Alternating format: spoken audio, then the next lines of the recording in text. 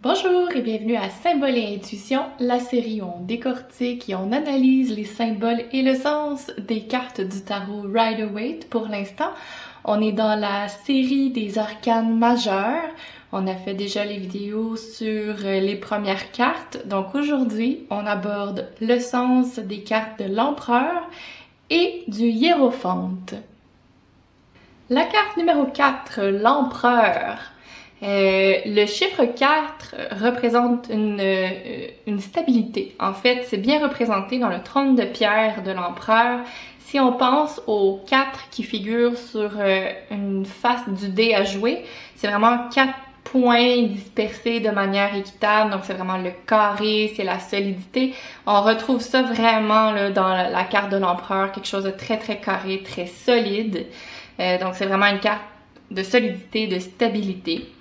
On retrouve aussi à l'arrière des montagnes, donc le paysage est assez austère, assez brut aussi.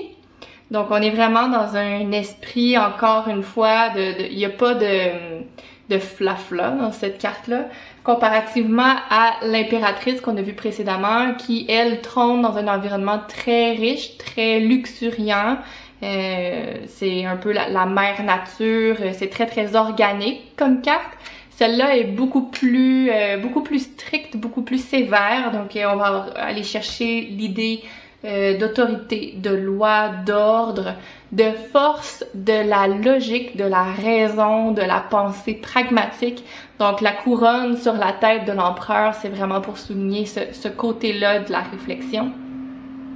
Il porte aussi un sceptre en forme de clé égyptienne qu'on appelle la clé de la vie, ce qui pourrait signifier bon qu'il trône un peu sur la vie, mais aussi pour rappeler que la vie en général est régie par des règles à laquelle il faut se plier et qui peuvent être oppressantes, opprimantes, un peu lourdes à porter si on les comprend pas bien ou si elles vont un peu à l'encontre de nos désirs, mais il reste que pour avoir un peu d'ordre dans la vie, il faut connaître ces règles-là et s'y plier à certains moments.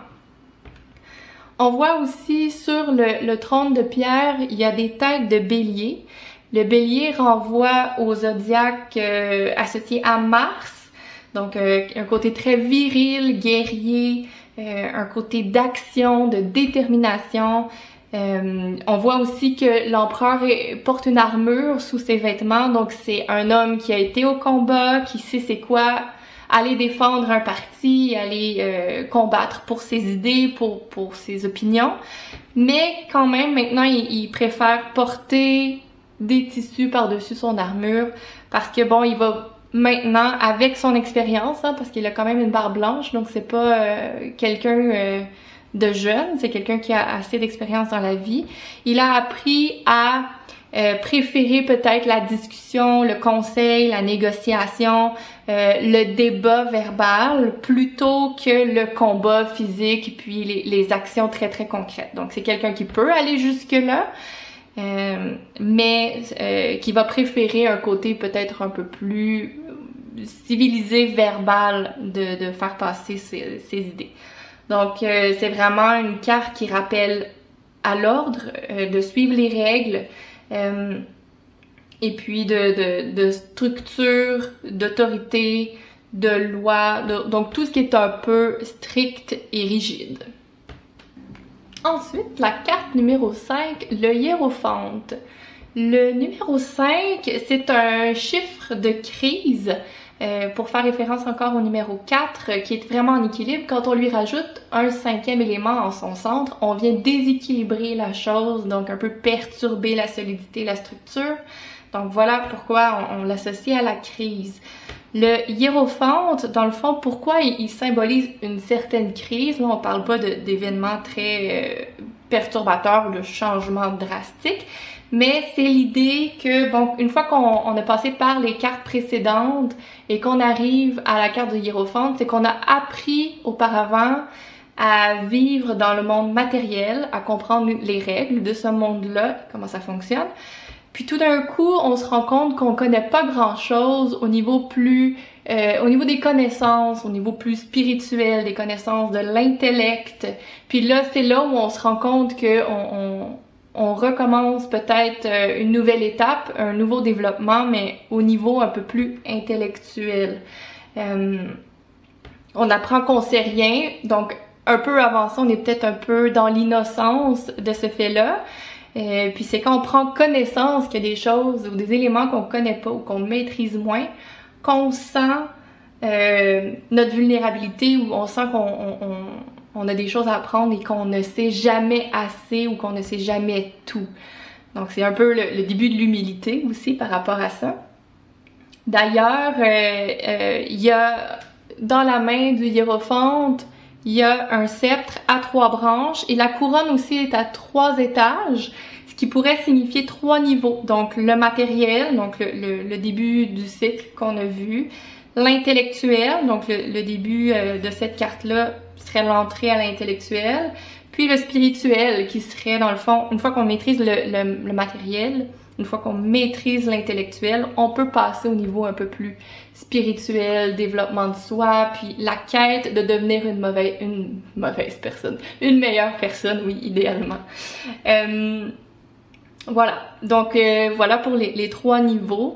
Cette carte-là, pour cette raison-là, va beaucoup être associée à tout ce qui va être un peu plus institutionnel, lié à quelque chose d'établi dans la société, à une tradition sociale, à un établissement lié à la connaissance, au savoir. Donc ça pourrait être une église, côté plus spirituel, mais ça peut être aussi une école, une université, quelque part où on va développer à un autre niveau nos connaissances. D'ailleurs, il y a sur la carte les clés croisées qui symbolisent le savoir et la connaissance. Donc c'est un bon rappel pour ça. Le hiérophante a un visage assez androgyne, donc on ne sait pas vraiment si c'est un homme ou une femme. Probablement pour représenter à la fois l'énergie masculine et l'énergie féminine de cette carte-là. On peut aussi retrouver ce principe-là dans le fait que le hiérophante est devant et puis il donne un peu la bénédiction à ses disciples. Donc on peut soit l'interpréter en position de donner la connaissance, donc le principe plus masculin, ou de réception de la connaissance, donc le principe plus féminin à ce moment-là. Donc la carte, dépendamment de ce qui est autour, peut aller dans un sens ou dans l'autre. Donc on pourrait être un peu plus le hiérophante ou un peu plus les disciples devant lui qui ont tout à apprendre de lui pour pouvoir progresser dans les niveaux de maîtrise, dans les aspects de la vie en général. Donc voilà pour aujourd'hui, on a vu la carte de l'empereur et du hiérophante, donc les cartes 4 et 5 du Rider-Waite, des arcanes majeures. Dans une prochaine vidéo, on pourra voir les 2 suivantes, donc la carte 6 et la carte 7. De votre côté, n'hésitez pas, si jamais vous avez des commentaires, des observations ou d'autres interprétations, n'hésitez pas à me les mettre en commentaire. J'aimerais vraiment savoir quelles sont vos interprétations et s'il y a des symboles ou des significations que j'ai pas abordées. J'aimerais vraiment apprendre de vous. Donc n'hésitez pas et puis on se revoit dans une prochaine vidéo.